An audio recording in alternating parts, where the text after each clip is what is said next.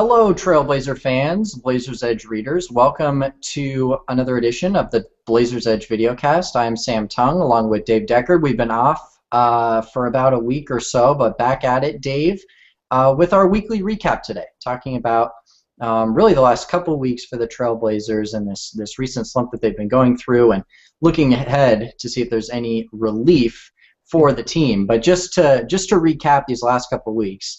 As if anyone needed to be reminded. The team has gone 3-7 in their last 10 games, Dave, and that includes a 30-point loss to Charlotte. It includes that game most recently on the road against Orlando, a heartbreaker against Miami, and then also they had that brutal road trip back about a week and a half ago in Texas. So.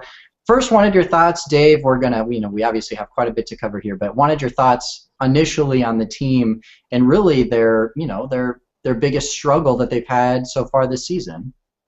Well, it's really interesting. Leave it to the Blazers. They managed to cram their worst win and their worst loss of the season in the same week. They edged Milwaukee barely in overtime in a game where Milwaukee, I think, kind of actually outplayed them, certainly put more energy into the game. Damian Lillard went into his usual overtime brilliance, and the Blazers pulled it out. But boy, that was no fun to watch. And then the only thing worse than a Milwaukee win in overtime is a loss to Charlotte by 30 points. It's just, you don't even recognize the team at this point. But you have to remember, obviously, LaMarcus Aldridge is out, and we've taken that for granted now because we haven't seen LaMarcus playing well since February, really, since before the All-Star break.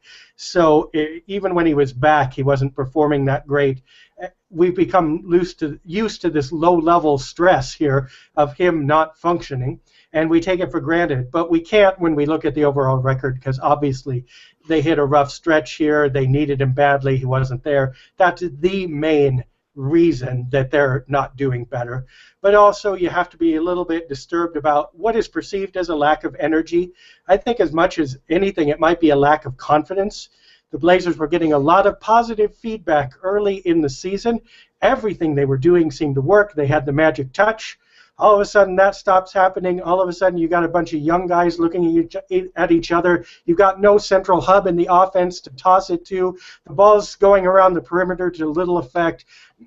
You kind of get guys staring at each other, and then Damian Lillard tries to bail them out, works about half the time, not enough for them to win consistently, and it looks like a mess. But the season's not over. They still have a little bit of time to regroup, and we'll have to see what happens from here.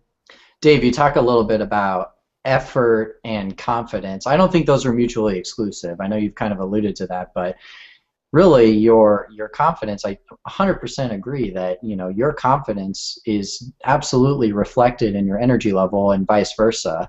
And you really saw last night. I was thinking this exact same thing against Orlando, or last night for when we're recording this. But their most recent game against Orlando, it just looked like nothing was going in. Every time they took a shot, they didn't seem like they anticipated it going in.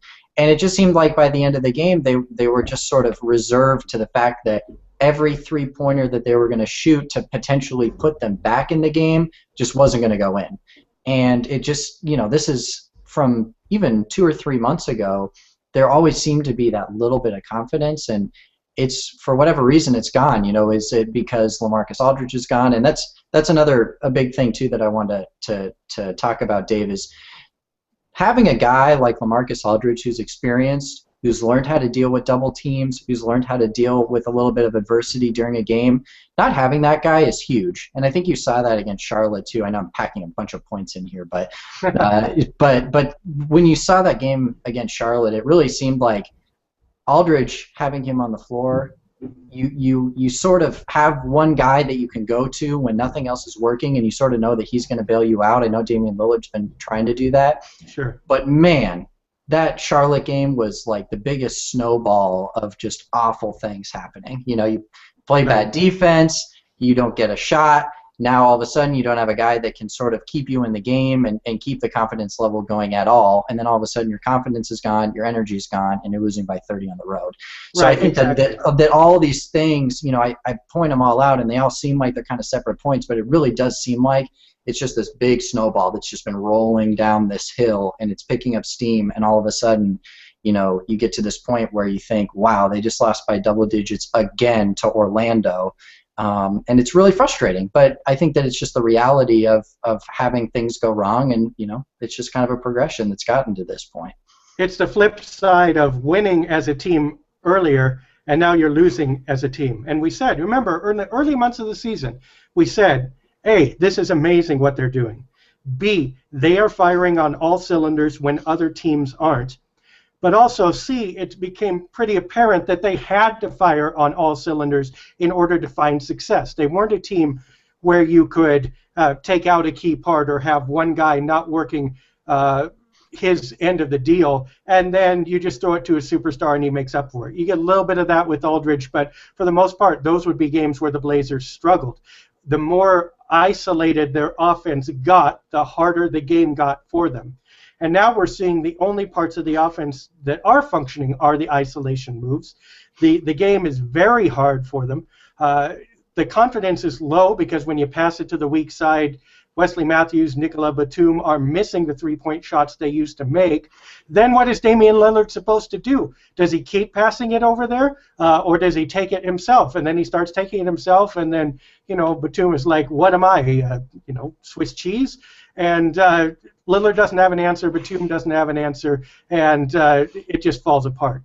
But that said, there is also an effort component to this. The disturbing part about the Orlando game is that, yes, they have nice big players, but the Blazers got out-rebounded, and I don't mean statistically because things were actually dead even rebounding-wise by the box score. However, if you watch that game, the rebounds that were contested, the rebounds that were up for grabs that the Blazers usually get, Orlando got all of those, and it's like they wilted. It's like Robin Lopez went berserk, tried to do everything, burned out like a light bulb at the end of its life, and then everybody else stood around and watched, and that was the end of it. And that there's no excuse for. I think the team's got to rally. They can't just stare at each other and give up, even when the road ahead is hard.